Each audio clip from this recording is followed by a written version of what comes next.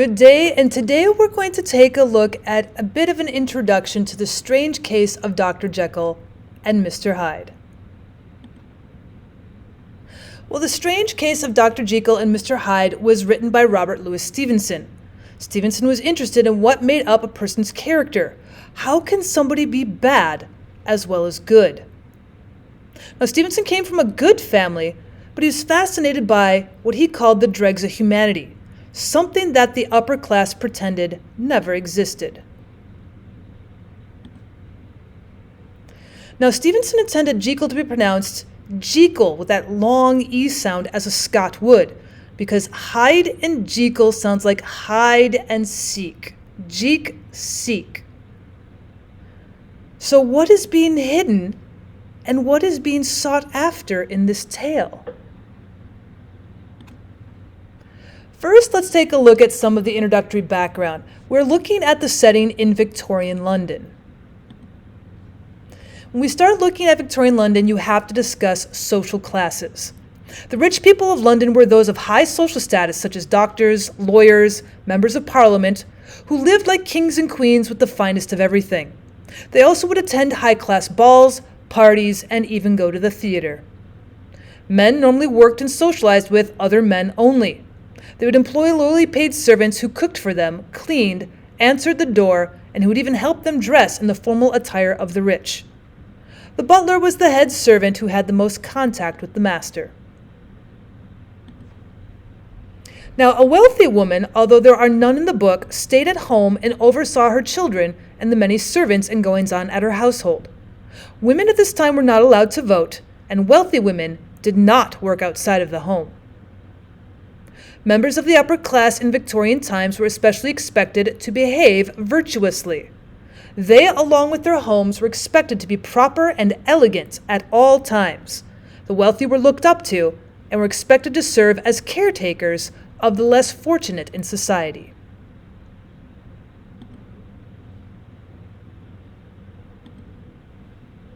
Now, wealthy men often went to school together and established networks and friendships that lasted their lifetimes. We see this in the novella between all of the upper-class male characters. Men were also expected to behave as gentlemen, but had a looser leash than women. Transgressions, however, were not discussed in polite society.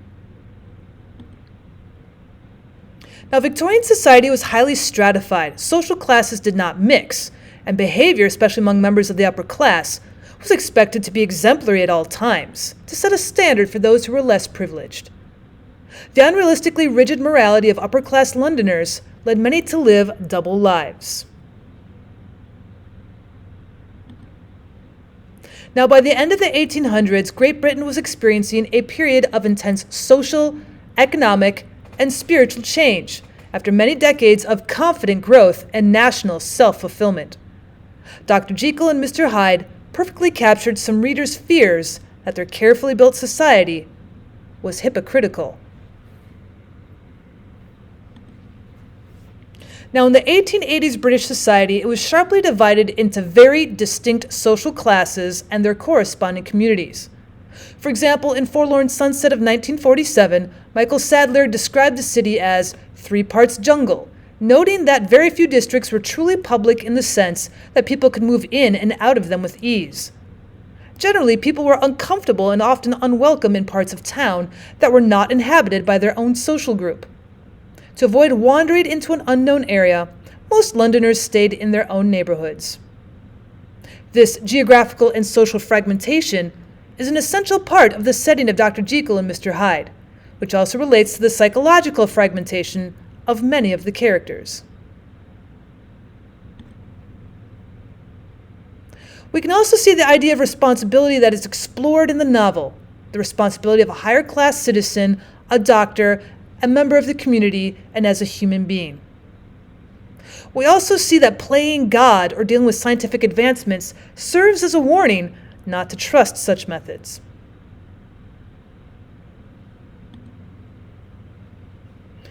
Continuing on with London as a setting, Cavendish Square, the area in which Jekyll, Utterson, and Lanyon live, was the wealthiest part of London at the time. Only a few blocks away, one would find ghettos such as Soho, where Hyde kept his residence. People tended to keep to the main thoroughfares because a wrong turn could land you in the ghetto and expose you to theft or worse.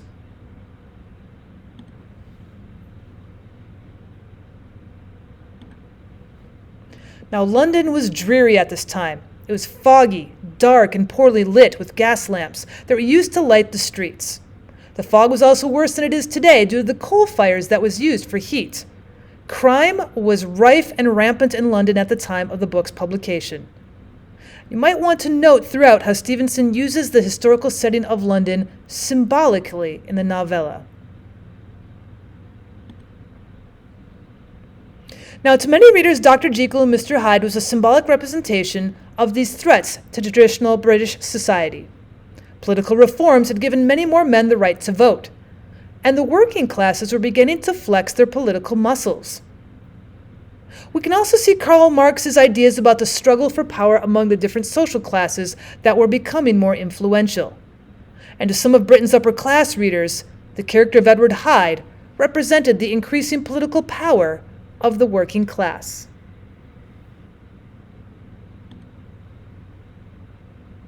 We can also see the influence of Charles Darwin's theory of evolution that came out in 1857, and some readers saw in the novella echoes of the theory.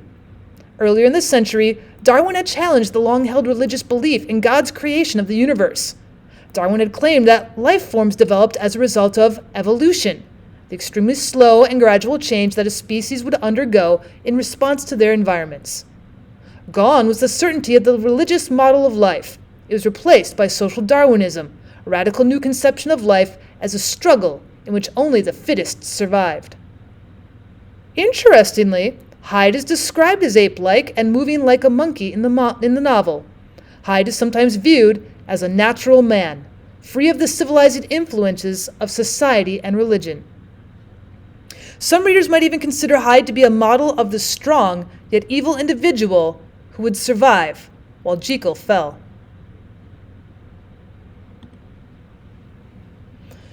Also at this time, we're going to see an influence from Sigmund Freud, the father of psychotherapy. He lived at the same time Dr. Jekyll and Mr. Hyde was being published. Freud believed that human beings are powerfully influenced by impulses of which they're not aware of and which are often expressed in dreams. Freud named the conscious part of oneself the ego. He named the unconscious part of oneself the id. He also labeled the superego as society, ethics, and the morals that are imposed upon people. Now, Stevenson was on the cutting edge of science to be writing about division in the human mind. Now, to many readers, Hyde represented Dr. Jekyll's subconscious desire to be freed from society's restrictions and the role of repression in functioning civilization.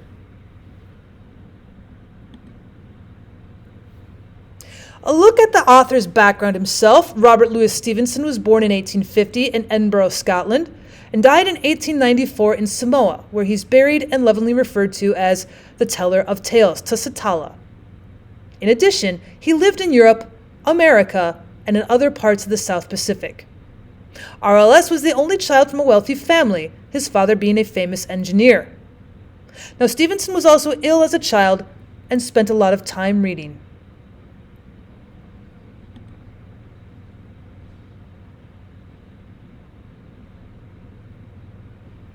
Now, when we take a look at Robert Louis Stevenson coming from Edinburgh, Scotland, because he was ultimately diagnosed with TB, we can see how sick he was throughout his life. But he's also going to be influenced by his very strict religious upbringing, and he's going to feel trapped in his profession. But he did not want to be trapped professionally like his father, who designed lighthouses. Because he does not want to follow in his father's footsteps, we see Robert Louis Stevenson taking to writing. Now, Robert Louis Stevenson had a strict Christian and moral upbringing. The theme of good versus evil, or the strict repression of evil actions and evil thoughts, was one that he was quite aware of. He was also brought up in the wealthy part of Edinburgh. However, as a student, Robert Louis Stevenson liked visiting the ghettos of Edinburgh and would even put on a false identity for his ventures into the ghettos. This dichotomy is much like the differences between Jekyll and Hyde's worlds. Now, RLS studied engineering and law in college, but he became an author, which was a wild path that was compared to his own father's. And in the book Dr. Jekyll and Mr. Hyde, Jekyll says that he is like his father, and Hyde is like the son. A couple other notes about Robert Louis Stevenson. He met his wife Fanny Osborne in 1878 in France. She was American, and at the time, she was married. A year later, Stevenson travels to California with her so she can divorce her husband. Now, the trip nearly kills Robert Louis Stevenson. Remember, he is not a very well and strong individual. But shortly after, they will marry and they return to Scotland. Doctors soon tell Robert Louis Stevenson he would die within a few months, but he lives until 1894.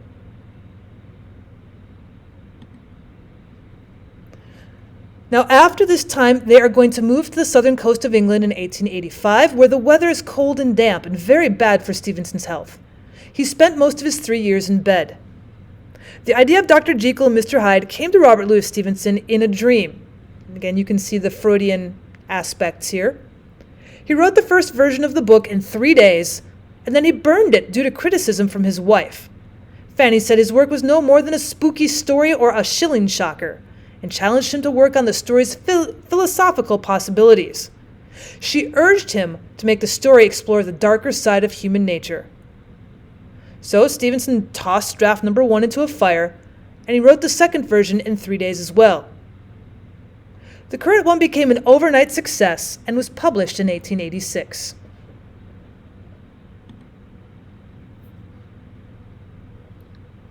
Now, when Fanny looks at it and urges him to make a story after this, The Strange Case of Dr. Jekyll and Mr. Hyde is published, and it is one of Stevenson's most popular creations.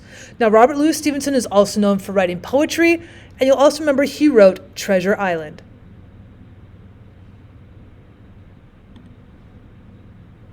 And then we have Robert Louis Stevenson being fascinated by the story of the true character, Deacon Brodie. Brodie was a cabinet maker by day and a thief at night. Even today, Brodie's death is an unsolved mystery. Some speculate that Brodie avoided his death at his own hanging by placing a metal ring in his throat. When his grave is exhumed, it was found empty. And later, Robert Louis Stevenson would write a play about Brodie, but it also gives pause to make you wonder if part of Dr. Jekyll, Mr. Hyde is set upon this particular character. And this doubleness of human nature is, of course, a theme in Dr. Jekyll and Mr. Hyde.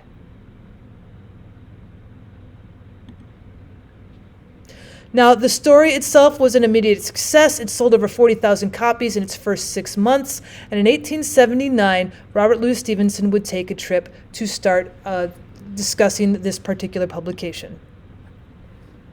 Thank you so much for stopping by for a little bit of an introduction to The Strange Case of Dr. Jekyll and Mr. Hyde by Robert Louis Stevenson. If you'd like me to go through the chapters or maybe more about the characters or themes in the story, please leave a comment down below. Let me know what else I can cover.